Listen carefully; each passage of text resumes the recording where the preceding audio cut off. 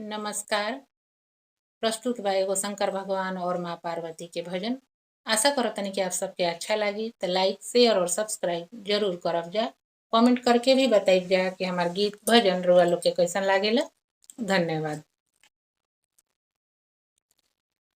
सती भस्म भैली अग्नि में, सती भस्म भैली अग्नि में, सुन शिव के अपमान हो। महादेव फिर क्रोध में अइलन, टूटल उनकर ध्यान हो। सती भस्म भैली अग्नि में, सुन शिव के अपमान हो। महादेव फिर क्रोध में अइलन, टूटल उनकर ध्यान हो। बोला ओम नमः शिवाय, बोला ओम नमः शिवाय, बोला ओम नमः शिवाय, बोला ओम नमः शिवाय। ऐसन हाहाकार मचवलन, कोई न रोके पावे हो।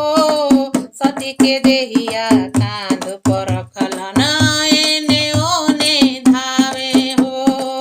ऐसन हाहाकार मचवलन, कोई न रोके पावे हो। सती के देहिया कांध पर रखलन, एने ओने धावे हो।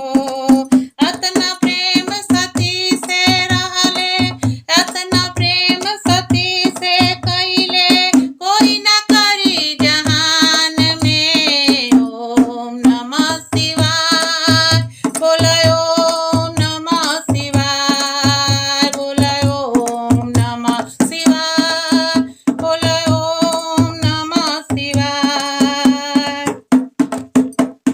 सती के देहिया टुकड़ा होके एने ओने गिरेला। शिव शंकर के आँख के आंसू खून बन के चुएला। सती के देहिया टुकड़ा होके एने ओने गिरेला।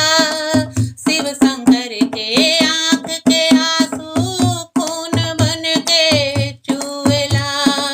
माया कोई के छोड़ले नइखे, माया कोई के छोड़ले नइखे, माया में भगवान हो। ओम नमः शिवाय, बोला ओम नमः शिवाय, बोला ओम नमः शिवाय, बोला ओम नमः शिवाय, बोला ओम नमः शिवाय, बोला ओम नमः शिवाय। दू प्राणी एक जीव, रहल शिव अरु गौरा।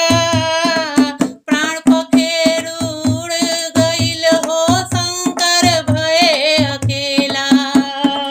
दू प्राणी एक जीव, रहल शिव अरु गौरा।